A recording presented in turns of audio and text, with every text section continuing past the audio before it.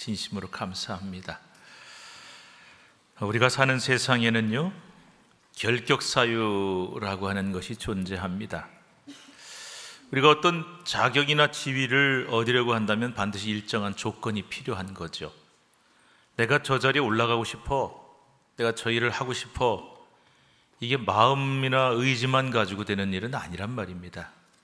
반드시 그 자리에 오르기 위한 어떤 자격을 갖추어야 되고 일정한 조건을 충족을 시켜야만 되는 거죠. 그런데 결격사유라는 게 뭘까요? 그 조건이나 자격을 갖추지 못했다, 어떤 이유에 의해서 저 사람은 저 자리에 오를 자격이 안 된다, 아무리 뛰어난 능력을 가진 사람이고 또 다른 조건을 다 이렇게 갖췄다 할지라도 그 필수적인 자격 조건을 갖추지 못했기 때문에 그 일을 절대 할 수 없다라는 의미죠. 아무리 원해도 그 자리에 올라갈 수가 없다라는 겁니다. 쉽게 말하면 자격이 안 되는 이유, 이것이 바로 결격 사유입니다. 운전을 정말 잘하는 사람이 있어요. 베스트 드라이버예요. 그리고 차도 아주 좋은 차를 이제 샀습니다. 집에도 널찍한 차고도 마련했습니다. 이제 운전할 준비가 이 사람은 다 된 거죠. 그런데 이 사람은요, 치명적인 결격 사유가 있어서 운전을 할 수가 없습니다. 절대로 안 됩니다. 왜냐하면 이 사람이 과거에 음주운전으로 여러 차례 적발됐기 때문에 면허가 취소되고 만 겁니다. 결격 사유가 있습니다.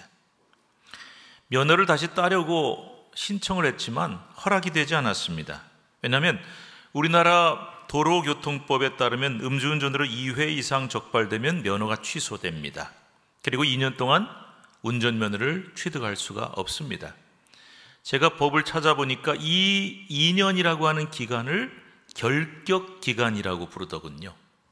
이 사람 자격이 안 되는 기간이 이만큼이다. 그 사람이 아무리 운전 기술이 뛰어나고 아무리 좋은 차 가지고 있어도 법에서 정한 결격 사유에 걸리기 때문에 결격 기간 동안 운전을 할 수가 없게 되는 것입니다.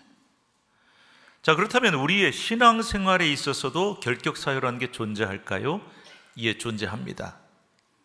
특히 그냥 교회에 이렇게 다니고요, 일반 성도로 신앙생활할 때는 그렇게 큰 결격 사유가 별로 없습니다만은 그 사람이 교회에서 어떤 중요한 직책을 맡는다든지 또는 지도자의 자리에 오른다든지 할 때는 굉장히 엄격한 결격 사유가 존재한다는 겁니다. 야고보서 3장 1절 말씀 한번 같이 읽어볼까요? 시작. 내 형제들아, 너희는 선생된 우리가 더 큰 심판을 받을 줄 알고 선생이 많이 되지 말라. 선생 많이 되지 말라. 선생된 자라는 것은 교회에서 누군가를 가르치거나 말씀을 가르치거나 인도해야 할 책임이 있는 사람을 뜻해요. 그러니까 말씀 가르치고 누구를 가르치고 인도해야 될 책임을 가진 사람은 그만큼 책임이 크고 그래서 더 엄격한 기준을 적용을 해야 한다는 겁니다. 왜냐? 잘못된 길로 가면 혼자 잘못된 길로 가는 게 아니기 때문에 굉장히 책임이 크다. 함부로 지도자나 선생 되지 말라. 디모데전서 3장에 보면은 교회 중직자, 오늘날로 치면은요, 목회자라든지 장로, 권사, 안수집사와 같은 분들을 중직자라 그러죠. 항존직이라고도 하죠. 그 직책을 감당해야 될 사람들에게는 굉장히 엄격한 자격과 결격 사유가 있다라고 제시를 하고 있습니다. 그 중에 한 구절 한번 우리 찾아볼 텐데, 디모데전서 3장 1절부터 7절에 기니까 제가 한 절 여러분 한 절 교독하시되, 이거는요 감독이라고 하는, 오늘날로 치면 목사입니다. 목회자에 관한 자격인데 굉장히 엄격합니다. 내용 한번 읽어보시면서 우리 교독을 하겠습니다. 제가 먼저 읽습니다.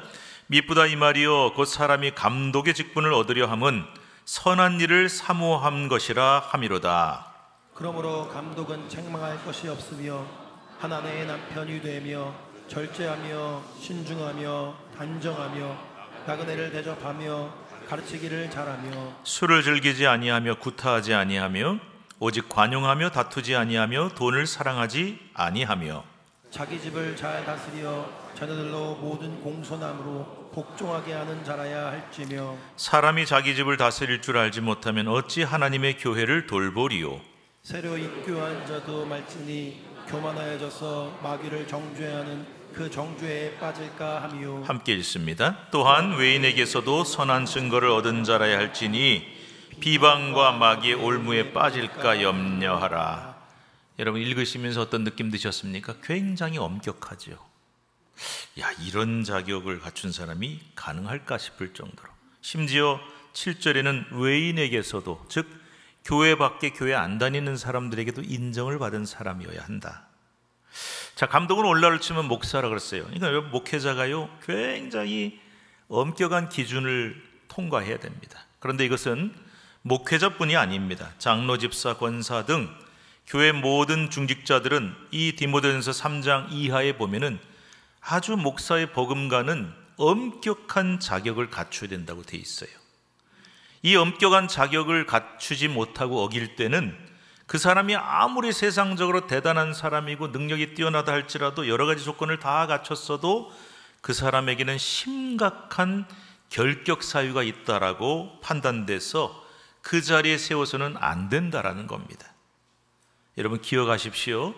세상에도 결격 사유라는 것이 존재합니다마는 하나님의 일을 하는 데 있어서는 훨씬 더 엄격하고 분명한 결격 사유가 존재합니다. 왜? 세상의 어떤 일보다 하나님의 일이 소중하기 때문에. 세상의 어떤 조직이나 단체보다 하나님의 교회는 더 거룩하고 정결해야 하기 때문에 지도자는 훨씬 엄격한 기준을 갖춰야 된다.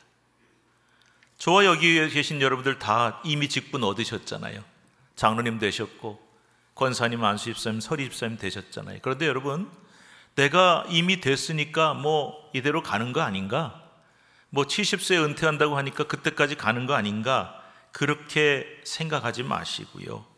지금이라도 우리가 이 하나님의 말씀 앞에 자신을 엄격하게 돌아볼 수 있어야 합니다. 나는 과연 이 말씀 앞에, 이 자격들 앞에 결격 사유가 없는가? 하나님이 나를 쓰시는데 걸릴 문제, 불편하실 만한 부분은 없는가를 늘 돌아보셔야, 그래야 올바른 중직자요, 올바른 교회 지도자가 될 수 있는 것입니다. 영국의 위대한 설교가 찰스 스펄전 목사라는 분, 굉장히 유명한 분이세요. 이분에 관해서 전해 내려오는 이야기가 있습니다. 스펄전 목사는 그가 책임졌던 신학교에서 두 부류의 학생에게는 입학을 허가하지 않았다고 합니다. 어떤 사람일까요? 첫 번째 부류는 한번 같이 읽어볼까요? 모든 일에서 성공만 해왔던 유능한 사람들 입학 불가.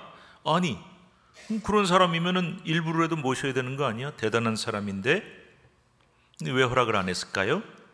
그들은 스스로 매우 뛰어나다고 생각하기 때문에 온 힘을 다해 기도하지 않는다. 별로 아쉬울 게 없는 거죠.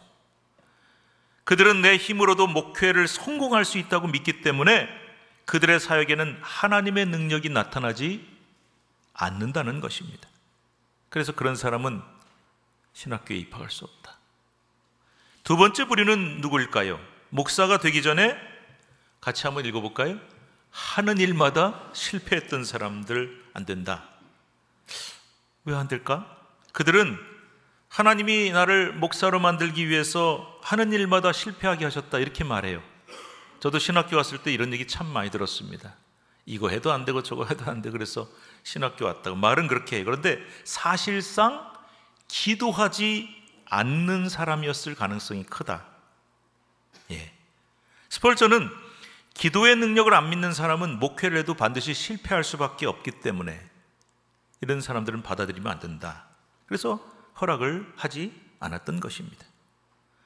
저는요, 이 두 가지 결격 사유, 오늘 설교 제목이지요.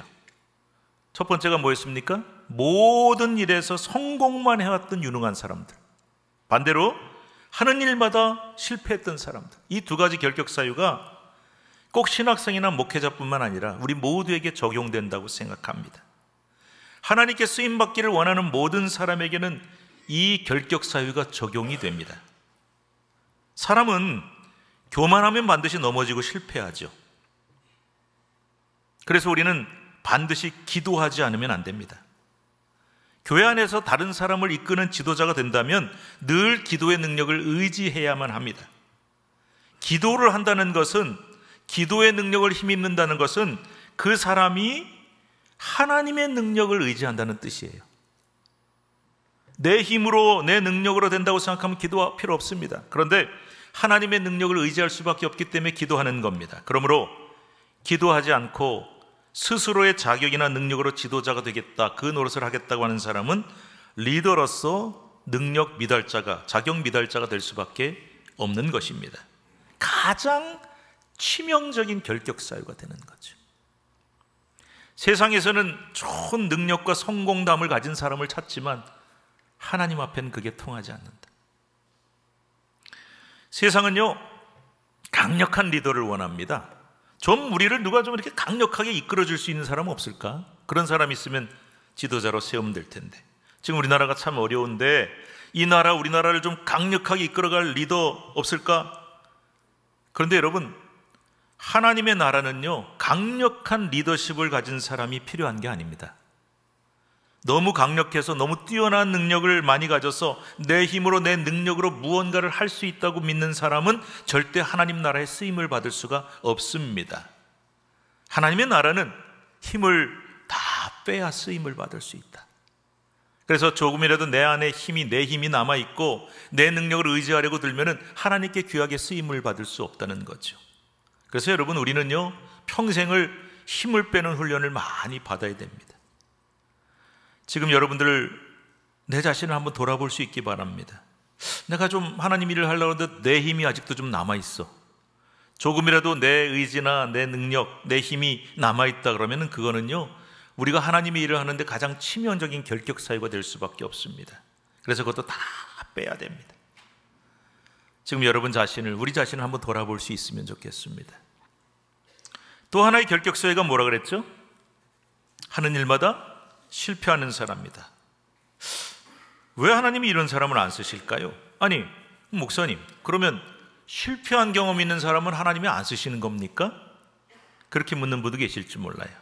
그리고 목사님, 성경에 보면요, 실패 정말 많이 한 사람들이 얼마나 많이 나와요. 그런데 하나님이 쓰시던데요? 성경에 나온 위대한 인물 중에 실패 한번 안 해본 사람 거의 없잖아요. 그런데 그런 사람 쓰셨는데 그러면 왜 지금은 안 쓴다고 하시는 겁니까? 이렇게 물으실 수도 있어요. 근데 여러분, 잘 구분을 하셔야 됩니다. 실패해 본 사람을 하나님이 안 쓰신다가 아니에요. 오히려 실패 한 번도 안 해본 사람은 하나님이 안 쓰십니다. 힘이 안 빠졌으니까요. 그럼 이 말은 무슨 뜻이냐? 하는 일마다 계속 실패해. 여러 가지 이유가 있겠죠. 그런데 혹시 그 이유가, 실패한 이유가 그가 기도하지 않았기 때문은 아닌가? 나는 하나님을 믿노라 의지하노라 하면서도 어떤 일을 할 때 기도 안 한 건 아닌가? 그래서 어떤 사업을 시작을 하는데요, 기도 안 하고 시작한 거 아니냐? 회사를 좀 옮겨보고 직업을 좀 다른 걸로 바꿔보려고 그러는데 그 중요한 일에 있어서 기도 안 하고 결정한 거 아니냐? 어떤 일을 새로 해보려고 하는데 우리 가정에, 내 가족에, 내 자녀에게 대단히 중요한 결정이 있는데 그거 기도도 안 하고 결정한 거 아닌가?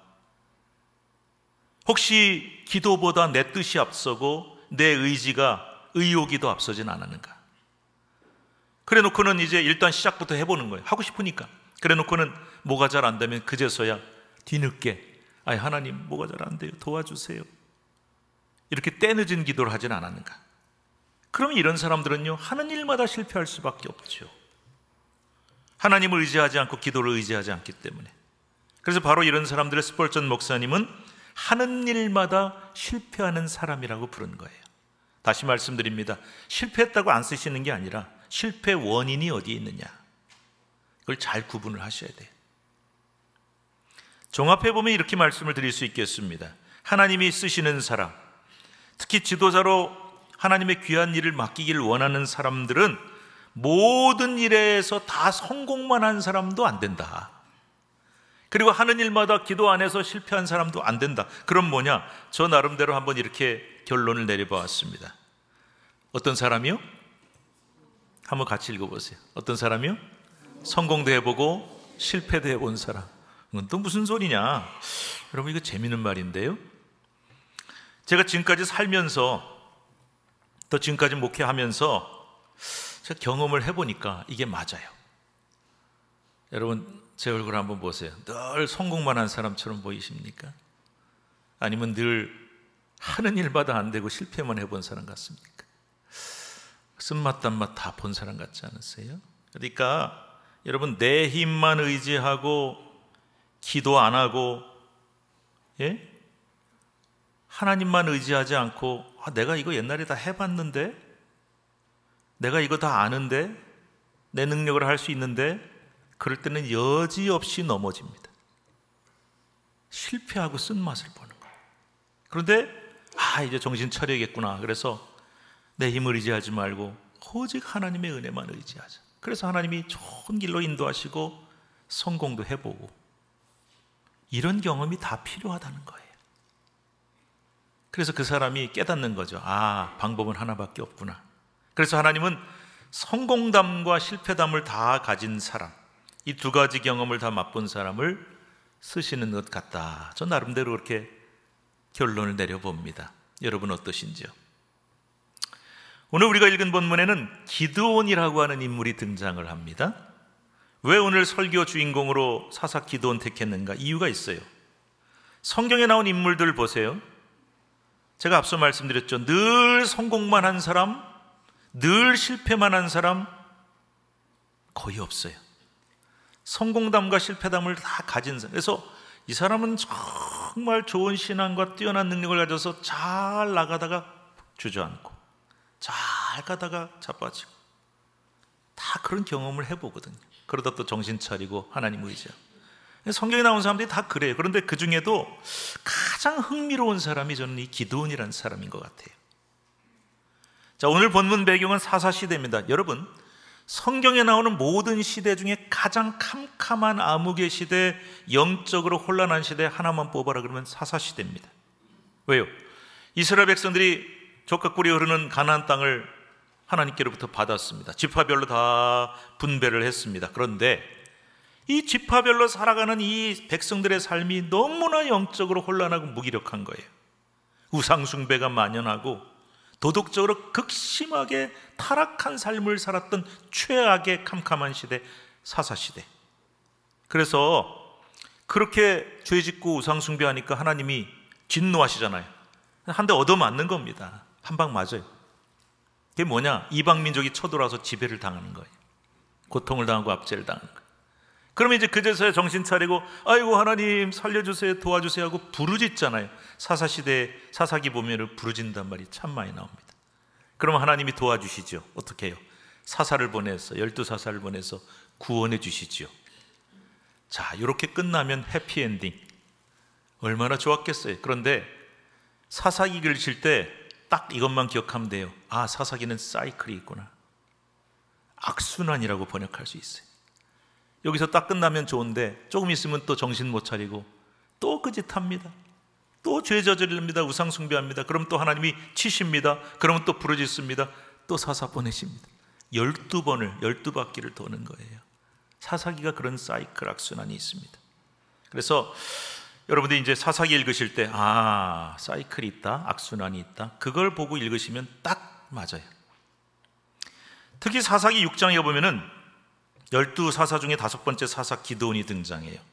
기드온이 등장하기 전에 이미 이 경험을 했단 말이죠. 사이클을 얻어맞아보고 구원도 받아봤는데 또 정신 못 차리고 다시 또 하나님 앞에 악을 행하는 거예요. 그러니까 이번에 하나님이 어떻게 때리시냐, 얻어맞냐, 7년 동안을 미디안 민족의 손에 넘기셔서 지배를 당하게 되는데, 근데 여러분 성경 읽어보면요, 이 기드온의 시대 미디안의 압제가 어떤 시대보다 훨씬 더 비참했다는 것을 알 수가 있습니다. 어떻게 비참했냐? 2절부터 5절 말씀이에요. 함께 읽읍시다. 이스라엘 자손이 미디안으로 말미암아 산에서 웅덩이와 굴과 산성을 자기들을 위하여 만들었으며 이스라엘이 파종한 때면 미디안과 아말렉과 동방 사람들이 치러 올라와서 진을 치고 가사에 이르도록 토지 소산을 멸하여 이스라엘 가운데에 먹을 것을 남겨두지 아니하며 양이나 소나 나귀도 남기지 아니하니. 여러분, 이때는요 미디안 민족이 힘이 세니까 평지에 좋은 땅 농사 지을 만한 데는 다 차지한 거예요. 그 이스라엘은 어디가 살아야 되냐? 저 산꼭대기에 올라가서 쫓겨나 사는 거예요. 제가 이런 표현을 써봅니다. 산꼭대기로 찌그러져서 살았다. 요즘 애들이 그러더라고요. 찌그러져라 그래. 별 볼 일 없는 데로 가서 달동네로 쫓겨나가지고 산에다 어떻게 했냐, 웅덩이 파고 굴을 파고요, 거기서 사는 거예요. 집도 제대로 못 짓고 근근히 입에 풀칠하며 사는 거예요. 그리고 이스라엘 백성들이 그 산 위에 뭐 밭이 있어봐야 얼마나 있겠어요. 밭대기 좀 이렇게 겨우 농사해서 파종을 딱 하잖아요. 씨를 뿌리잖아요. 그럼 언제 알았는지 이 미디안 군인들이 쳐들어와서 그 밭을 다 갈아엎어버려. 가축도 다 약탈하고 죽여버려. 한마디로 살아갈 수 없도록 완전히 생계를 끊어버리는, 그래서 이렇게 한심해요. 이렇게 하나님의 백성이란 자들이 너무나 비참하게 사는 겁니다. 저는요, 이것이 그때 시대만의 이야기가 아니라고 생각합니다. 오늘날 하나님의 백성이 능력이 없고 권능이 없으면 이렇게 한심하고 비참하게 살 수밖에 없어요. 찌그러져 사는 거예요. 눈치나 보면서. 그래서 바로 그러한 최악의 시대에 그들을 구원하기 위해 보내신 이가 기드온 사사예요. 여러분, 기드온 하면 떠오르는 이미지가 있어요. 기드온과 300용사. 와, 대단한. 이번 주간에 우리 추수감사주일 특별 새벽기도 하는데요, 기드온에 대한 말씀이 나와요. 거기 이 말씀이 나오는데 300용사를 데리고 쳐들어가서 미디안을 쳐부셨다. 대단하죠. 가장 용맹하고 위대한 승리를 거둔 위대한 영웅, 이런 이미지가 우리 머릿속에 있어요. 그런데 천만의 말씀입니다. 기드온은 절대 그런 사람이 아니에요. 한마디로 기드온은 굉장히 소심하고 두려움이 많은 사람이에요. 요즘 젊은이들은 물어보면 저한테 그러더라고요. 목사님, MBTI가 어떻게 되세요? 그래서 제가 글쎄 뭔가 같아요. 근데 극I라고 누가 그러더라고요. 극I. 아주 소심하고 굉장히 내면적이고 겁이 많고, 이 사람이 그런 사람. 근데 저도 그래요. 여러분 저를 어떻게 보실지 모르겠지만 저는 천성이 좀 소심하고 좀 겁도 많은 사람이에요. 근데 제가 처음 하나님 부르심 받았을 때 기도를 안 할 수가 없는 거예요. 하나님, 저처럼 소심하고 겁 많은 사람이 어떻게 목회를 하겠습니까? 그리고 하나님한테 기도했죠. 근데 하나님 많이 도와주시더라고요. 그래서 저는 기도원 볼 때마다 남의 일 같지가 않아요. 이 사람이 얼마나 소심한지. 여러분 11절에 증거가 나오는데요, 한번 같이 읽어볼까요? 시작. 여호와의 사자가 아비에셀 사람 요아스에게 속한 오브라에게 이르러 상수리 나무 아래에 앉으니라. 마침 요아스의 아들 기드온이 미디안 사람에게 알리지 아니하려 하여 밀을 포도주 틀에서 타작하더니. 밀을 어디서 타작했다고요? 밀을 왜 거기서 타작해? 여러분 아시잖아요. 곡식 타작하려면 넓은 타작마당이라고 성경에 나오거든요. 거기다 펴놓고 타작해야죠. 근데 왜 포도주 틀에서 타작하냐? 이유는 분명히 겁나니까요. 아까 제가 그랬죠. 미디안 백성들이, 이스라엘 백성들이 파종하면 어떻게 했다고요? 쳐들어와서 밭을 다 갈아엎어버려. 그러니까 기드온은 미디안 몰래 밀을 추수한 거예요. 이제 드디어 파종할 때 다 엎어버린데 그걸 피해가지고 몰래 해서 이제 타작까지 하게 된. 요 타작만 하면 이제 밀이 나오는 겁니다. 그런데 타작하는 거 미디안한테 걸리면은 다 뺏길 거 아니에요. 그래서 어떻게 했냐? 포도주 틀, 땅에 큰 구덩이를 파가지고 포도주 즙을 짜는 곳인데, 이게 실제 사진이에요. 고고학 발굴해 보니까 이런 게 나왔어요. 구덩이처럼 생겼죠. 참호처럼 생겼죠. 요 속에 쏙 들어가가지고 몰래 이렇게 혀르고 있는 거예요. 타작한. 소리도 크게 나면 안 되니까. 왜? 걸리면 큰일 나니까. 그 어떻게 좀 먹고 살아보겠다고 거기 숨어서 몰래 소심하게 밀을 타작하고 있는 이 기드온의 모습이 용맹한 사람, 위대한 영웅, 천만에요. 비참하죠. 이토록 소심하고 겁 많은 사람이 기드온이었던 겁니다. 뿐만 아닙니다. 하나님의 부르심을 받았어요. 내가 너를 통해 이스라엘 민족을 구원하겠다 그러시는데도 계속해서 온갖 핑계를 대면서 발뺌을 하는 사람이에요. 왜? 겁나니까, 무서우니까. 15절 말씀 읽을까요? 시작. 그러나 기드온이 그에게 대답하되, 오 주여, 내가 무엇으로 이스라엘을 구원하리이까? 보소서, 나는 집은 므낫세 중에 극히 약하고 나는 내 아버지 집에서 가장 작은 자니이다. 하나님은 한 못합니다. 나 같은 자가 어떻게 그런 대단한 일을 합니까? 무슨 핑계를 댔어요? 집안 핑계 댑니다. 제일 별 볼일 없는 지파에 제일 별 볼일 없는 집안 출신인 제가 어떻게 감히 그런 일을요? 이렇게 하나님의 부르심도 끝까지 거부하고 발뺌할 정도로 소심하고 나약한 사람, 그가 바로 기드온이었어요. 뿐만이 아닙니다, 여러분. 나아가서 하나님께 사서로 부르심을 받은 후에도 계속해서 기드온은 몇 번이고 표징을 구합니다. 기적을 구하는 거예요. 하나님, 저요 겁나서 못하겠어요. 좀 확실한 증거를 보여주세요. 기적을 좀 보여주세요. 그래 놓고는 양털 갖다 놓을 테니까 여기만 딱 이슬 내리게 해보세요. 여기만 이슬 딱 안 내리게 해보세요. 계속 하나님을 시험하고 표징을 구하고 기적을 구해요. 왜? 보여주세요, 확실하게. 그러면 하겠습니다. 극아이잖아요, 그죠? 그래서 이 모든 행동이 결국 그가 믿음이 없는 사람이라고 하기보다는 굉장히 소심하고 두려움이 많았기 때문에 이렇게 할 수밖에 없었다는 겁니다. 자, 보세요. 아무리 봐도 이리 봐도 저리 봐도 소심하고 겁이 많고 두렵기 짝이 없는 연약한 기드온, 그 성격 하나님도 아시잖아요. 모르실 리가 없죠. 여러분, 하나님이 우리 성격 다 아세요. 쟤는 성격이 급하구나, 쟤는 성격이 좀 모났구나, 다 아십니다. 그리고 누구보다도 기드온 자신도 자기를 잘 알아요. 아니, 나 이런 사람인데. 근데 그 기드온을 하나님의 사자가 와서 뭐라고 부르는지 한번 기가 막힌 말을 하거든요. 12절 말씀 한번 볼까요? 시작. 여호와의 사자가 기드온에게 나타나 이르되 큰 용사여, 여호와께서 너와 함께 계시도다 하매. 큰 용사? 이렇게 소심하고 약한 기드온을 큰 용사라고요? 기드온이 들어도 참 어이가 없었나 봐요. 말도 안 되는 소리죠. 그래서 아이고 하나님, 저 같은 놈이 무슨 큰 용사입니까? 말도 안 되는 소리 하지 마세요. 저는 못합니다. 근데 여러분, 그 당시로서는 이게 말이 안 되는 말이에요. 말이 안 되는 소리예요. 큰 용사는커녕 요만한 용사도 못 되고 겁쟁이 못난이 기드온이었는데 6장 이후에 한번 쭉 읽어보십시오. 하나님이 정말 기드온을 큰 용사로 만들어 가십니다. 하나님이 친히 표징도 다 보여주시고 확신을 주셔서 이 기드온이 하나님만을 의지하게 만드는 거예요. 그래서 소심하고 두려움이 많은 기드온에게 권능을 부어주시는데 하나님의 영이 임하셨다, 성령님이 임하셔서 두려움, 걱정, 근심을 밀어내고 권능을 주셔서, 그래서 이 소심하고 나약한 기드온이 용감하게 싸워 적군을 괴멸시킬 수 있도록 하셨다.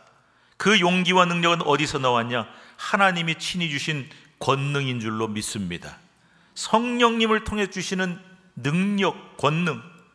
그래서 기드온은 타고난 본성이 어땠다고요? 성품이 어땠다고요? 미디안 백성들 앞에서 눈치나 살살 보면서 완전히 찌그러져 살 수밖에 없는 자가 어떻게 미디안과 전쟁을 벌여요? 그런데 하나님만 의지하게 하시고 성령님을 부어주셔서 엄청난 성공, 여러분 이것이 보통 성공입니까? 역사상 가장 위대한 구원 사건을 일으키게 하신 것입니다. 마귀는요, 늘 우리를 두 가지 방법으로 유혹합니다. 잘 기억하세요. 첫 번째 유혹이 뭘까요? 한번 읽어봅시다. 해봐. 네 힘으로 충분히 할 수 있어. 하지 말라 그러지 않아요. 해봐. 충분히 네 힘으로 할 수 있어. 그래서 결국 우리가 넘어지고 실패하게 만들어요. 왜? 내 힘으로 의지하게 하니까. 이거 여러분 마귀의 음성입니다. 그리고 또 하나는 뭐냐? 이렇게 말해요. 한번 같이 읽어봅시다. 넌 그냥 이대로 찌그러져 살아라. 그래요. 이게 뭐냐면은 너같이 부족하고 못난 자가 뭘 할 수 있냐? 에? 교회는 다녀도 너는 아무것도 할 수 없어. 아무도 너 안 시켜줘. 이런 음성이 들려오시면은 아, 이거 겸손하란 뜻인가 보다가 아닙니다. 이건 마귀 음성이에요. 그래서 우리가 이 음성을 잘못 들으면은 진짜 교회 다녀도 아무 권능이 없어요. 아무것도 못해. 늘 내 마음속에 불안함과 두려움과 나 같은 사람이, 여러분 그게 겸손이 아니라니까요. 그래서 마귀의 목적은 너 교회 암만 오래 다녀도 전혀 내가 신경 쓸 대상, 위협을 느낄 만한 대상이 안 된다는 뜻이에요. 이게 무슨 말인지 아시죠? 교회 수십 년 다니고 오래 다녀도 뭐 그냥 너 다녀, 괜찮아. 난 너 신경 쓸 일도 없고 너는 나한테 위협 대상이 안 돼. 이런 별 볼 일 없는 존재로 그렇게 살아가라고. 이게 마귀 음성이에요. 그래서 전혀 반대되는 두 말 같지만 이쪽도 저쪽도 다 마귀 음성이에요. 그래서 여러분, 우리가 기도가 사라지게 하고 권능이 사라지게 하면은 우리는 어떻게 되냐? 오늘 사사기에 나오는 이스라엘 백성들처럼 진짜 한심하게 비참하게 살 수밖에 없고 찌그러져 살 수밖에 없고, 그리고 원수들에게 무시당하고 약탈당했잖아요. 우리도 그런 존재가 될 수밖에 없는 거예요. 마귀가 우리 봐도 우스운 거죠. 너 교회 암만 다녀봐라, 상관없다. 그래서 우리는 모두가 이렇게 외칠 수 있어야 됩니다. 우리는 절대 그렇게 살지 않아. 하나님의 자녀는 절대로 그렇게 못나게 무능하게 살 수 없어. 여러분, 이런 용기와 결단이 우리에게 필요한 거예요. 그 용기와 결단이 어디서 나오냐? 내가 할 수 있어서가 아니라니까요. 하나님이 주시는 용기와 결단이 우리에게 있어야 합니다. 하나님이 하게 하신다, 할 수 있다. 그리고 반드시 기도만 의지하고 하나님의 능력만 의지할 수 있다면 하나님은 어떻게든지 이 소심하고 못난 겁이 많은 저와 여러분을 큰 용사로 만들어 주실 줄로 믿으시기 바랍니다. 저와 여러분 모두는 오늘 두 가지 아주 상반되는 얘기를 했어요.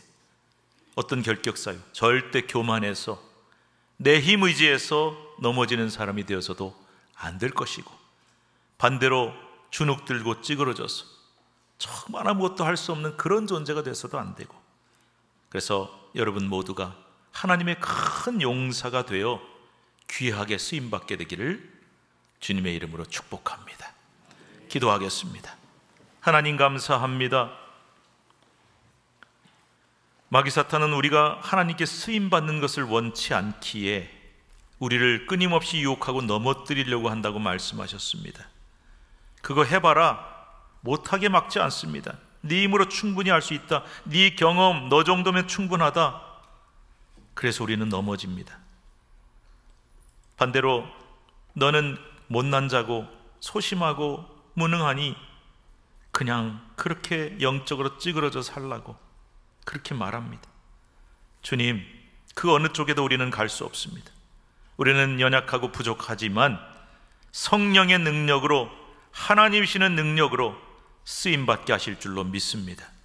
이 믿음으로 나아가는 하나님의 용사들이 될 수 있도록 도와주시옵소서. 예수님의 이름으로 감사하며 기도드리옵나이다. 아멘.